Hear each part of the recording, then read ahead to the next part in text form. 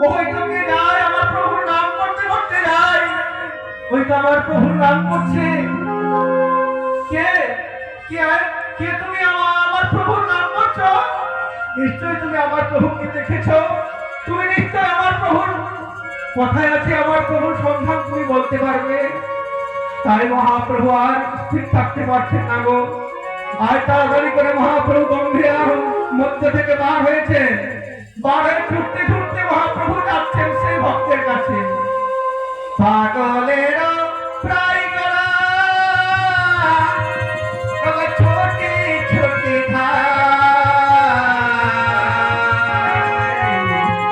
পাগলের প্রায় গলা ছোটে ছোটে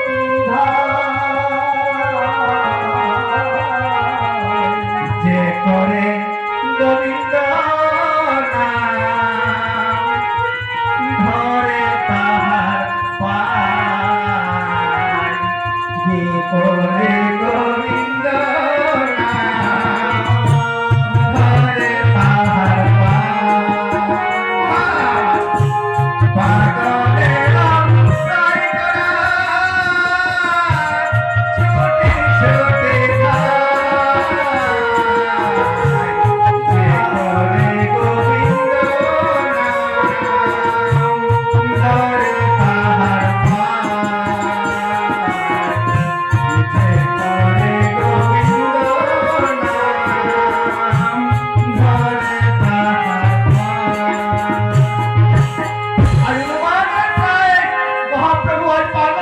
ছোটে ছোটে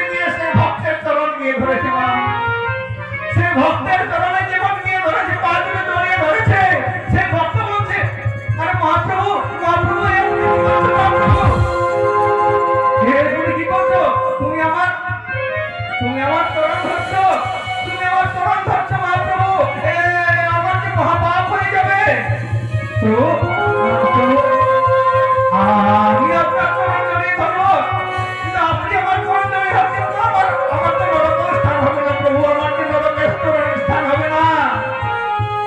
আর মহাপ্রভু বলছেন, না না, তুমি সাধারণ কেউ নয়, তুমি সাধারণ কেউ নও। তুমি যখন আমার প্রভুর নাম করছো, তুমি আমার প্রভুর কথা বলছো, আমার প্রভুর নাম গাইছো, তুমি নিশ্চয় আমার প্রভুকে দেখেছো। তুমি বলতে পারবে আমার প্রভু কোথায় আছে? বলো না গো, বলো না, আমার প্রভু কোথায় আছে? তুমি জানো যদি আমাকে বলে দাও না। তুমি জানো যদি আমায় বলে দাও গো,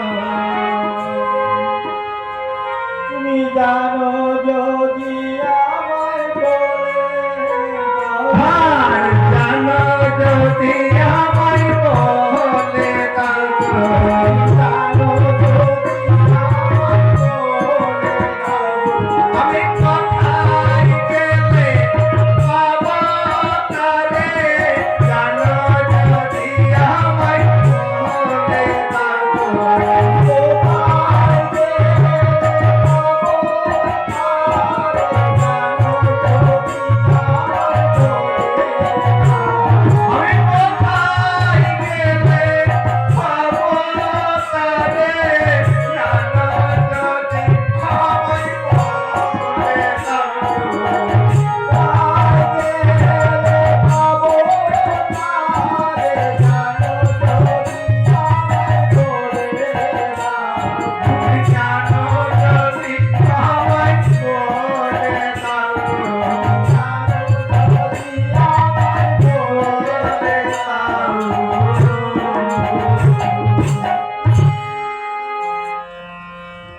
वासुदेव घसट है, वासुदेव घसट है, कालिया कालिया जय गौर से कृष्ण से जगन्नाथ, जय गौर से कृष्ण से जगन्नाथ।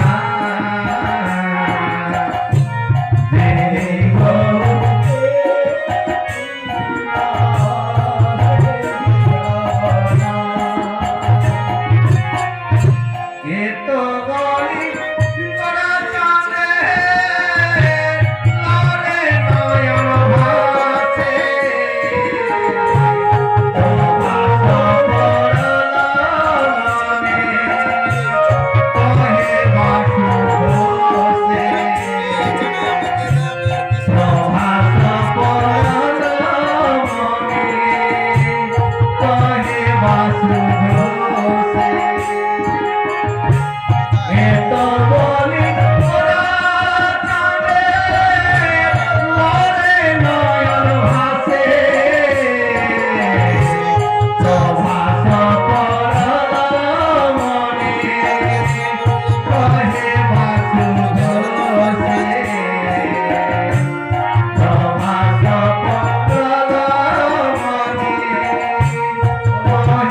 বাসু ঘোষে। এত বলি গোরা চাঁদের লড়ে নয়ন ভাসে, প্রভাস পরল মনে, কহে বাসু ঘোষে। এই পদটি যিনি লিখেছেন তিনি হচ্ছেন বাসুদেব ঘোষ। তো যে প্রভাস পড়িল মনে, আর গোরাচাঁদের কি মনে পড়েছে? সেই প্রভাস যজ্ঞের কথা। ভগবান শ্রীকৃষ্ণ যে প্রভাস তীর্থে যে লীলা করেছিলেন, যে যজ্ঞ যে লীলা করেছিলেন, সেই কথা মনে পড়েছে। তাই আজ গোরাচাঁদ আজ কাঁদছে। এটা হলো নবদ্বীপে মহাপ্রভুর লীলা। আসুন এবার আমরা এই গৌরচন্দ্রিকার আমরা শ্রবণ করা হইলে এই গৌরচন্দ্রিকার মধ্যে আমরা বুঝতে পারলে যে কোন লীলার কথা এখানে ইঙ্গিত হচ্ছে। কোন লীলার কথা ইঙ্গিত হলো? এই গৌরচন্দ্রিকার মধ্যে আমরা কি লীলার কথা জানতে পারলাম? ভগবান শ্রীকৃষ্ণের প্রভাস যজ্ঞের কথা বলা হলো না? অন্তিমে পদের অন্তিমে প্রভাস পরল মনে, কহে বাসু ঘোষে। ভগবান শ্রীকৃষ্ণের যে প্রভাস তীর্থে যে লীলা করেছিলেন, সে প্রভাস যজ্ঞের। আসুন আমরা সেই প্রভাস যজ্ঞের কথা শ্রবণ। এতক্ষণ আমরা ছিলাম কোথায়? মহাপ্রভুর ধামে। এবার আমরা চলে যাবো বৃন্দাবন ধামে। আসুন আমরা সকলে এবার বৃন্দাবন হয়ে যাই। এতক্ষণ ছিলাম মহাপ্রভুর ধামে, এবার যাবো কোথায়? কোথায় যাবো? বৃন্দাবন ধামে। তো আসুন, বৃন্দাবন ধাম অনেক দূর, কিন্তু যেতে গেলে একটু হাত পা নাড়াতে হবে। বৃন্দাবন ধামে গেলে রাধারানীর জয় দিতে হবে। রাধারানীর জয় না হলে বৃন্দাবনে কিছু হয় না। দেখো, বৃন্দাবনে যদি কেউ যাও, যারা গেছে তারা জানে বৃন্দাবনে রাধে রাধে ছাড়া কিচ্ছু নেই। একটা রিক্সাওয়ালা সেও বলে রাধে রাধে রাধে রাধে। তখন আমরা এই রাধে রাধে বলতে বলতে বৃন্দাবনে প্রবেশ করব। মন মন মন চল রে, চল চল রে, মন চল রে, চল চল রে, বৃন্দাবন ধাম। আমি গাইব শ্রী রাধা রাধা নাম। মন চল রে, মন চল রে, বৃন্দাবন ধাম। গাইব শ্রী রাধা রাধা নাম। চল চল রে, বৃন্দাবন ধাম। গাইব শ্রী রাধা রাধা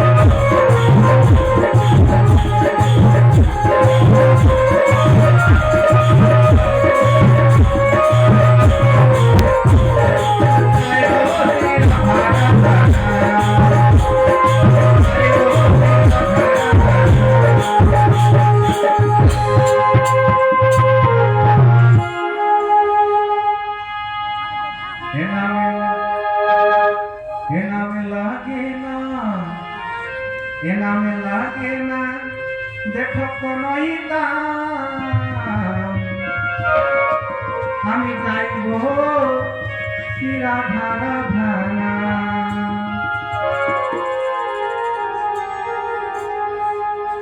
আমরা এতক্ষণ আমরা মহাপ্রভুর ধাম থেকে বৃন্দাবনে এসেছি। তো বৃন্দাবনে আমরা জানি ভগবান শ্রীকৃষ্ণ যখন লীলা করেছিলেন 11.5 বছর বয়স পর্যন্ত ভগবান কৃষ্ণ বৃন্দাবনে ছিলেন। কতদিন ছিলেন? 11.5 বছর বৃন্দাবন লীলা, এটা শেষ। 11.5 বছর বয়সে কৃষ্ণ বৃন্দাবন ছেড়ে চলে গিয়েছিলেন। ওই যে অক্টুর এলো না, অক্টুমণি এসে নিয়ে গেল, তারপর মথুরায় নিয়ে গেল, কংস বধ হলো, কংসের সঙ্গে লড়াই করলো, কংসকে বধ করলেন। ওই যে অক্টুর নিয়ে গেল কৃষ্ণকে 11.5 বছর বয়সে বৃন্দাবন থেকে, তারপর কৃষ্ণ আর এক দিনের জন্য বৃন্দাবনে ফিরে আসেন। ওই যে গেল আর মা ফিরে আসেন একদিনের জন্য। 125 বছর বয়সে তিনি স্বধাম গমন করলেন, এই লীলা সম্বরণ করে তিনি স্বধাম গমন করলেন, নিজ ধামে গমন করলেন। 125 বছর ধরাধামে তিনি থাকলেন, আর এক বারের জন্য বৃন্দাবনে ফিরে আসলেন। যে রাধারানীকে ভগবান কৃষ্ণ যে রাধারানীকে এত ভালোবাসতেন, যে রাধারানীকে না দেখতে পেলে তিনি থাকতে পারতেন না, সেই রাধারানীকে ছেড়ে তিনি চলে গেলেন। আর 100 বছর পর্যন্ত রাধারানীর সঙ্গে তার দেখা নাই। মন দিয়ে শুনবে কিন্তু, 100 বছর পর্যন্ত কৃষ্ণ রাধা কৃষ্ণের আর দেখা সাক্ষাৎ নেই। আর 100 বছর রাধারানী বৃন্দাবনে কৃষ্ণের বিরহে কেঁদেছেন। হা কৃষ্ণ বলে, হানাথ হানাথ বলে রাধারানী 100 বছর পর্যন্ত কৃষ্ণের জন্য কেঁদেছেন। একবার ভেবে দেখো যে রাধারানী বলা হয় না যে রাধারানীকে ছাড়া কৃষ্ণ থাকতে পারতেন না, রাধারানী কৃষ্ণকে ছেড়ে থাকতে পারতেন না, সে রাধা কৃষ্ণের মধ্যে 100 বছরের বিচ্ছেদ হয়েছে। 100 বছর রাধারানীকে ছেড়ে কৃষ্ণ চলে গেলেন, আর বৃন্দাবন ধামে হা কৃষ্ণ বলে রাধারানী কেঁদেছেন 100 বছর পর্যন্ত। এই রাধারানী তাকে 100 বছর থাকতে হয়েছে। তো রাধারানী কাঁদতে হলো কেন? 100 বছরের জন্য তিনি কেনে কাঁদলেন? কিসের জন্য কৃষ্ণ 100 বছরের জন্য রাধারানীকে ছেড়ে চলে গেলেন? তারও একটা কারণ আছে। তারও কারণ কেন? একবার গোলক বৈকুণ্ঠ ধামে ভগবান শ্রীকৃষ্ণ বিরজার সঙ্গে বিহার করছিলেন। তার সঙ্গে বিরজার সঙ্গে, এবং দাঁড়িয়ে রেখেছিলেন সুদামকে। সুদামাকে দাঁড়িয়ে রেখে ভগবান কৃষ্ণ বিরজার সঙ্গে বিহার করছেন। সুদামাকে বলে গেছেন যে ভিতরে কাউকে তুমি প্রবেশ করতে দেবে না আমার অনুমতি ছাড়া। এরপর হঠাৎ করে সেই জায়গায় সেখানে এসে উপস্থিত হয়েছেন কি রাধারানী। রাধারানী নেই না, ভিতরে প্রবেশ করতে যাবেন এমন সময় সুদামা বাধা দিয়েছেন, রাধে ভিতরে যাওয়ার তো অনুমতি নেই। রাধারানী বলছেন, আরে তুমি তাকে ভিতরে যেতে বারণ করছো জানো? আরে আমি রাধারানী, আমাকে ভিতরে যেতে তুমি নিষেধ করছো। তখন সুদামা বলছেন, তুমি রাধারানী হও আর যে হও, আমি তোমাকে ভিতরে প্রবেশ করতে দেবো না। বলি কেন? প্রভুর আদেশ ছাড়া, গোবিন্দের আদেশ ছাড়া আমি তোমাকে ভিতরে কাউকে প্রবেশ করতে দেবো না। সে তুমি রাধারানী হও আর যে হও। রাধারানী বলে, কি এত বড় কথা, তুমি আমাকে ভিতরে প্রবেশ করতে দেবে না? সুদামা, তুমি আমার সঙ্গে যে আচরণ করছো তার জন্য আমি তোমাকে অভিশাপ দেব। যাও, আমি তোমাকে অভিশাপ দিচ্ছি, তুমি অসুরপুরে গিয়ে জন্ম নাও, তুমি অসুরটাই প্রাপ্ত হয়ে যাও। যাও, আমি তোমাকে অভিশাপ দিচ্ছি। যেই না রাধারানী সুদামাকে অভিশাপ দিলেন, আর সুদামা কেঁদে কেঁদে রাধারানীকে বলছে, আরে সুদামা কেঁদে বলে, ওগো রাধে, তুমি আমাকে বিনা দোষে এত বড় অভিশাপ দিলে। আমি তো জেনে শুনে কোনো অপরাধ করিনি, প্রভু আমাকে নিষেধ করেছিলেন, আমি তাই প্রভুর আদেশ পালন করেছি মাত্র, কিন্তু তুমি তারপরে আমাকে এত বড় অভিসম্পাত করলে। রাধে, তুমি তো জানো অসুর যদি প্রাপ্ত হওয়া মানে গোবিন্দকে ভুলে যাওয়া। অসুর যদি প্রাপ্ত হওয়া জানো মানে ভগবানকে ভুলে যাওয়া, গোবিন্দকে ভুলে যাওয়া। আর গোবিন্দকে ভুলে যাওয়া, গোবিন্দকে ছেড়ে থাকা যে কি জ্বালা, কত বড় যন্ত্রণা, সেটা তুমি কি করে বলবে রাধে? তুমি কি করে সেটা বলবে? তুমি তো যুগে যুগে অবতীর্ণ হয়েছ, গোবিন্দের সঙ্গে এসে লীলা করেছ। গোবিন্দ বিচ্ছেদের যে কি জ্বালা, সেটা তো তুমি কোনোদিন বুঝো নাই। কিন্তু আজ তুমি আমাকে এত বড় অভিসম্পাত করলে। রাধে, আমি অসুর যখন প্রাপ্ত হবে আমার কোনো দুঃখ নেই, কিন্তু যে বিনা অপরাধে আজকে তুমি আমাকে অভিশাপ দিলে, আমিও হচ্ছি কৃষ্ণ। রাধে, হতে পারো তুমি রাধারানী, হতে পারো তুমি কৃষ্ণ প্রেয়সী, আমিও হলাম কৃষ্ণের বন্ধু। আর যেমন তুমি আমাকে অভিশাপ দিলে, আমিও তোমাকে অভিশাপ দেব। রাধে, যখন দাপর যুগে বৃন্দাবনে যাবে, পৃথিবীতে গিয়ে যখন গোবিন্দের সঙ্গে লীলা করবে, দাপর যুগে যখন তোমরা অবতীর্ণ হবে পৃথিবী আসে, সেদিন ওই দাপর যুগে তোমাকে ভগবান কৃষ্ণ 100 বছরের জন্য ছেড়ে যাবে। আর 100 বছর তোমাকে ওই বৃন্দাবনের মাটিতে, বৃন্দাবনের পথে পথে কেঁদে কেঁদে বেড়াতে হবে। রাধে, ওই বৃন্দাবনের ধুলায় তোমাকে কি করতে হবে? সেদিন কাঁদিতে হবে গো, তোমায় কাঁদিতে হবে গো। ওই বৃন্দাবনের পথে পথে কাঁদিতে হবে গো। ওই বৃন্দাবনের পথে পথে মানিতে হবে গো।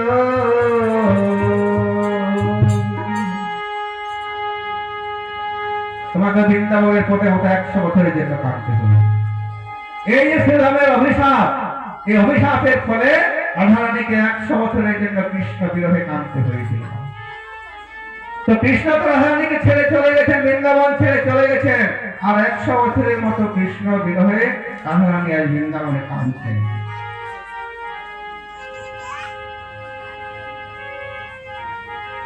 আর রাধারানী সখীদেরকে সঙ্গে নিয়ে আজ রাধারানী সখীদের কাছে গিয়ে কৃষ্ণ বিরহে বিরহিণী হয়ে রাধারানী আজ সখীদের কাছে কাঁদছে।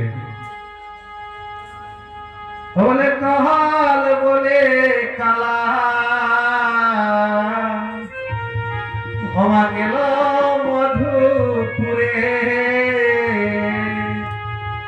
সেকালে আর কদিন বাকি। আর বলে কালা গেল মধুপুরে, সেকালে আর কদিন বাকি। ওরে কাল বলে কালা গেল মধুপুরে, সেকালে আর কদিন বাকি। আর বলে কালা গেল মধুপুরে, সেকালে আর কদিন বাকি। ওরে মৃত্তিকায় উপরে মুরতি আঁকিয়া,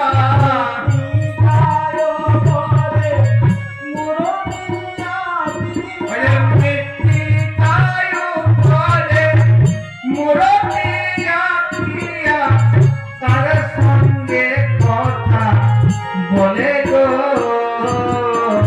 তার সঙ্গে কথা বলে।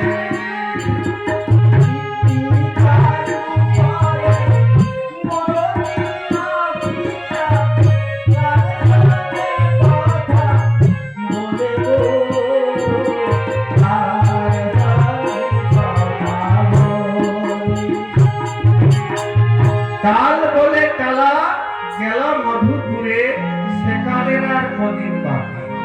মৃত্তিকায় উপরে স্বামের মূরতি আঁকিয়া, তার সঙ্গে কথা বলে। রাধারানী আর কি করছে?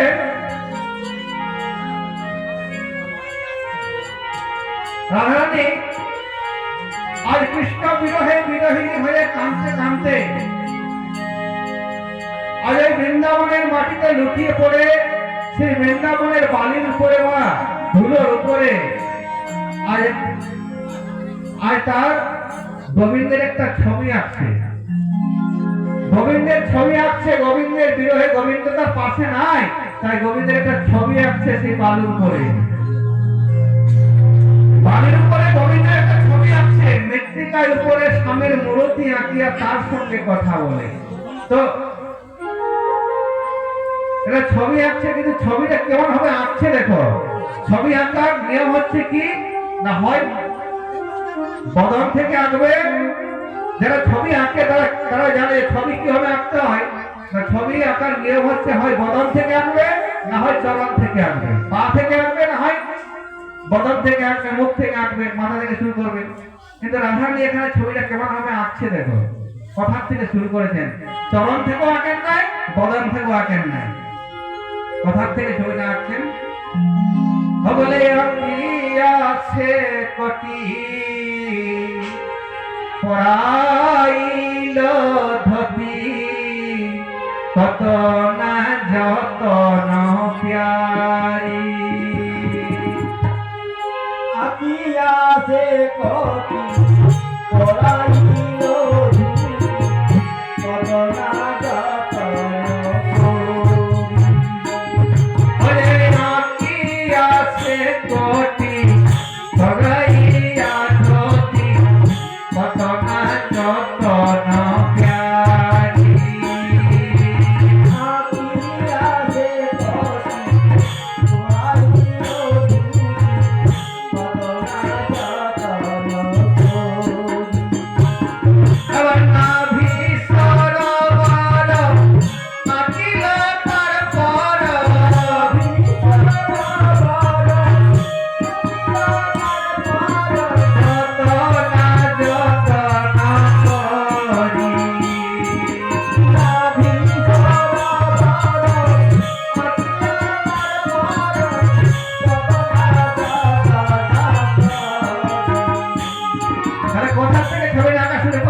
আকিয়া সে কোটি পড়াইল কোটি।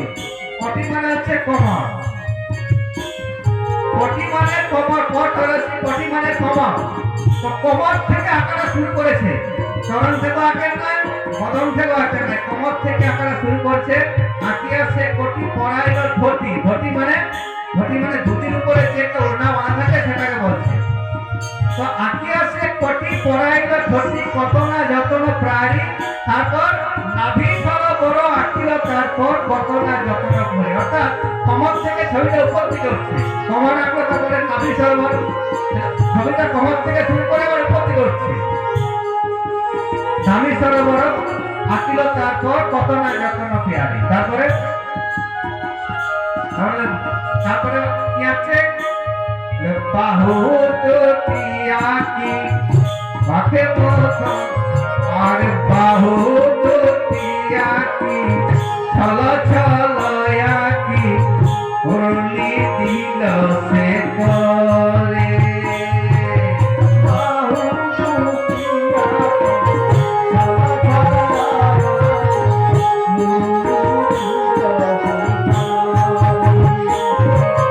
বাহু দুটি আঁকি ছল ছল আঁকি মুরলি দিল সে করে।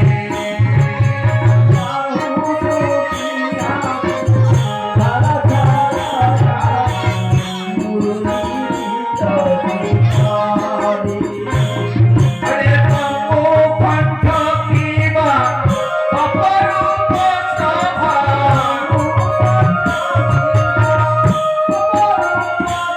আরে বাবু কণ্ঠ কিবা অপরূপ শোভা,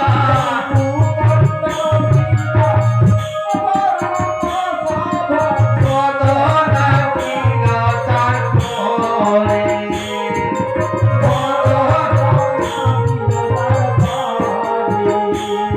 আমার বদনা কিল তার পরে।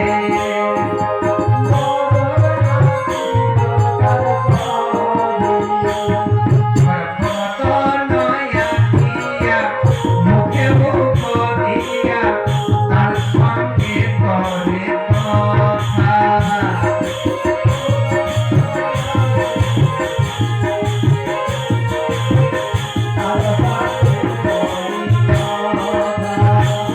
আরে বদনয়া দিয়া মুখে মুখ